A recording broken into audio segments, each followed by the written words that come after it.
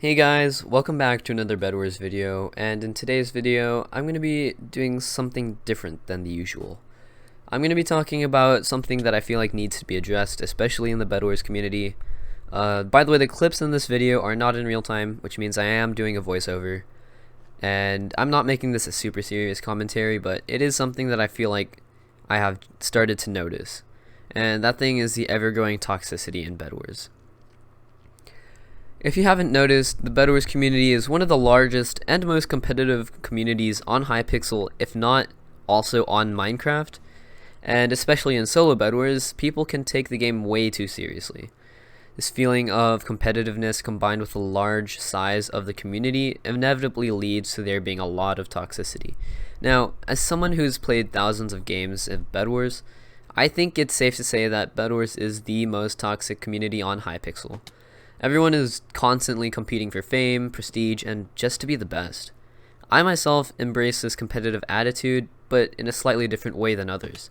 I love the game because I actually enjoy it. People ask me why I only play Bedwars and why I only stream and record Bedwars videos, and that's because I enjoy the satisfaction that comes with nasty combos or breaking beds or even reaching a prestige.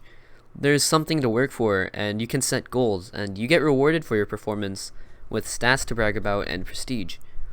Other people play Bedwars just to be the best. There are two types of these people: the ones that have good sportsmanship and the ones that are toxic.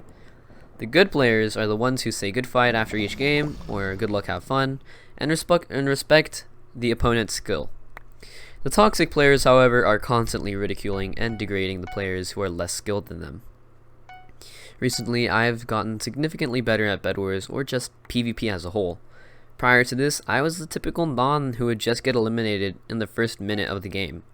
I noticed a sort of circle of toxicity going around the solo Bedwars community. The sweaty, toxic players will eventually come across a brand new player to the game who has no experience whatsoever. Obviously, they don't stand a chance against the sweat, so they lose, and that allows these toxic players to be all up in the faces of these new players, who immediately sees just how toxic and competitive this game mode really is. In turn, they have two choices, and one is to quit Bedwars and move on to another game, or the second is to stay in Bedwars, but as a toxic player. This doesn't happen all the time, but if you get 1 out of every 10 players, that still means about 1 in each game is going to be toxic. As this player develops into an elite Bedwars player, they repeat the process that was once used on them. This continues until the toxicity from the better Bedwars players ends, which doesn't really seem likely. I'm not saying that there should be terrible repercussions for toxic players, but I believe that it should hurt their karma, because if you think about it, that kinda isn't really the point of karma. So they should lose karma in a sense. Now, this is probably not going to happen, but if it does, that would probably and most likely reduce the amount of toxicity, or at least toxicity that is described through chat. Then there are the toxic players that are just not good. They're just naturally toxic. These players will sometimes even make me laugh, and that's because I'll 32 block rush like a 15-star in Lighthouse, and they'll say, "Oh, you're trash. Get good." And honestly, I don't really mind these players, but I can only imagine them being toxic to others who are less skilled than they are. And I feel like these skilled players can relate to me when someone gets upset after you rush them. Like, it happens a lot to me. I don't know how many times I've been called a loser or an asshole because I broke someone's bed and one-tapped them into the void. I think the only time you can be toxic is when someone who is toxic to you got some really good karma. This happens to me actually quite often. Sometimes someone will be toxic to you, and for no reason, then you eliminate them, and in these circumstances, I'll say, "Oops," or "Uh-oh," or "My bad," or something. Just something subtle and not direct.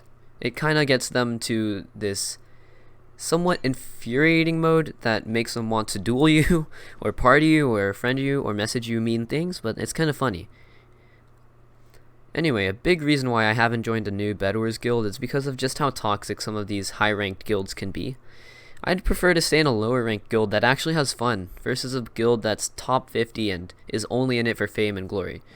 A lot of Discord servers can also be extremely toxic too, and I'm in a lot of great non-toxic Discord servers, but occasionally I'll come across a guild Discord that can get out of hand, and there is already a lot of drama within Discord, and to add a competitive atmosphere to it doesn't really help it out. Well, what are some ways we can fix Bedwars toxicity? There aren't many options when it comes to this because the game's already been solidified in place, but ever since quarantine, gamers have returned to Minecraft and flooded the solo Bedwars community. I think it's safe to say that the solo Bedwars community was a lot less competitive a year ago than it is today. I personally don't have a problem with toxicity because I've been able to control it. Sure, I can express it in person or on stream, but I won't go out of my way to type in chat L or get good. I guess the only real way to fix toxicity is if we, the veteran players and the more experienced gamers, can set a decent example for those who are new to the game. Anyway, that's going to be it for the video. I hope you guys enjoyed, and I'll see you in the next one. Peace.